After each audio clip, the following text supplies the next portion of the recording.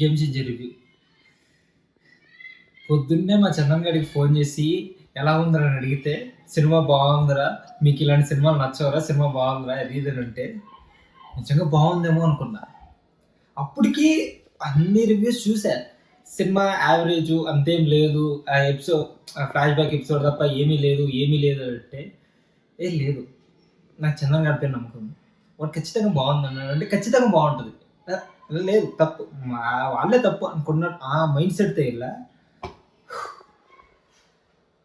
Cinema నుంచి బయటకు వచ్చినాక ఒక్క సీన్ గుర్తుంటే ఒట్టు, ఒక్కటంటే ఒక్క సీన్ మైండ్లో రిజిస్టర్ కాలేదు. వెళ్ళాం, చూసాం, వచ్చాం అంతే. ఇంకా ఒక్కటంటే ఒక్క సీన్, ఒక పాట కూడా నా మైండ్లో సెట్ అవ్వదు. సో నా స్టోరీ పక్కన పెట్టేస్తే సినిమా ఎలా ఉందని అడిగితే నాకైతే యావరేజ్ అనిపించిందండి. నిజంగా నాకు ట్రైలర్ చూసే వరకు నా ఎక్స్పెక్టేషన్స్ కూడా లేవు. శంకర్ పైన చాలా గట్టి నమ్మకంతో ఇండియన్ 2 చూసా. చాలా గట్టిగా ఫీల్ అయ్యా. ఫెయిల్ ఆయన అయ్యాడు, నేను ఫీల్ అయ్యాను. సో అలా చూసి గేమ్ చేంజర్ అబ్బే ఇదేదో ఆనట్లేదని మనకి అనిపించింది. మళ్ళీ ట్రైలర్ వచ్చింది, బాగుందిరా, అటు ఇటు కాకుండా సింపుల్ హిట్ అవుద్దిరా అన్న మైండ్ సెట్ అయితే ఉంది. నాకు నచ్చుద్దిలే అన్నట్టే అనిపించింది. సినిమా చూసొచ్చాక అసలు ఏం సీన్లు సార్ అయ్యి నాకు అర్థం కాదు. ఆ కెమెరా యాంగిల్స్ ఏందండి, శంకర్ గారి సినిమానా అన్నట్టుగా నాకైతే అనిపించింది. ఎందుకంటే సినిమా చూస్తున్నంతసేపు ఆ డిఫరెంట్ కెమెరా షాట్స్ కానీ యాంగిలింగ్ కానీ ఏదో ఇది సినిమాలా లేదు. అదే ఇన్స్టాగ్రామ్లో రీల్స్ ఉంటాయి కదా, మోడల్ సూపర్ మోడల్ అన్నట్టు రీల్స్గా ఆ కెమెరా యాంగిల్స్ ఉంటాయి. రామ్ చరణ్ గారిది అది ఎలివేషన్ సీన్స్గా దేనికి పెట్టారో తెలియదు కానీ రామ్ చరణ్ గారు వచ్చిన ప్రతిసారి ఒక కెమెరా మూమెంట్ ఉంటుంది.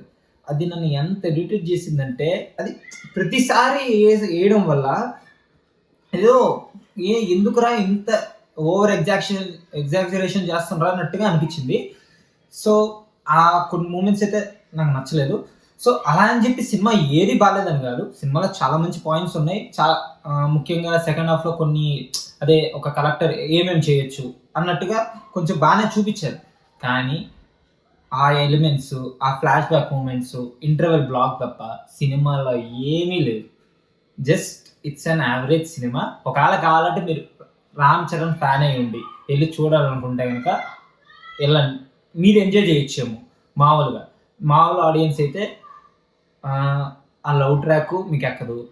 ప్లస్ మంచి సాంగ్స్, ఒక సాంగ్ ఉన్నింది అది లేపేశారు. ఇంకా సాంగ్స్ ఏమైనా బాగున్నాయి అంటే స్క్రీన్ పైన చూడడానికి చాలా రిచ్గానే ఉన్నాయి కానీ చాలా ఆర్టిఫిషియల్గా ఉన్నాయి.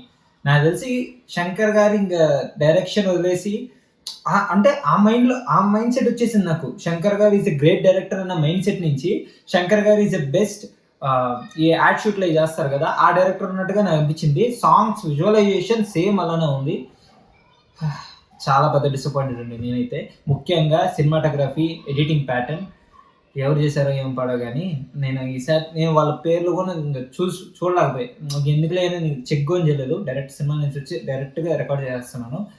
సినిమా అయితే యావరేజ్. ఒకవేళ వెళ్ళి మీరు చూడాలనుకుంటే కనుక మీరు వెళ్ళి మేబీ మీకు నచ్చొచ్చేమో, ఒకసారి ట్రై చేయండి. అంతే తప్ప it's an average film. Dil Raju గారికి ముందే సినిమా చూసాగానే అర్థమై ఉంటుంది, అందుకే సంక్రాంతికి 2 సినిమాలు ఆయనే దింపుతున్నాడు. సరే ఒక సినిమా కొద్దిగా అటు ఇటు పోయినా సంక్రాంతికి వస్తాం అలానే హిట్ టాక్ వస్తుంది. హిట్ టాక్ రాకపోయినా కానీ కలెక్షన్స్ బాగానే వస్తాయి కాబట్టి దాంతైనా సేవ్ అవుతారని మనస్ఫూర్తిగా భావిస్తున్నాను. So signing off. సంక్రాంతికి బాగా ఎంజాయ్ చేయండి. ఇంకా 2 రివ్యూస్ వస్తాయి కొద్దిగా లేట్ అయినా.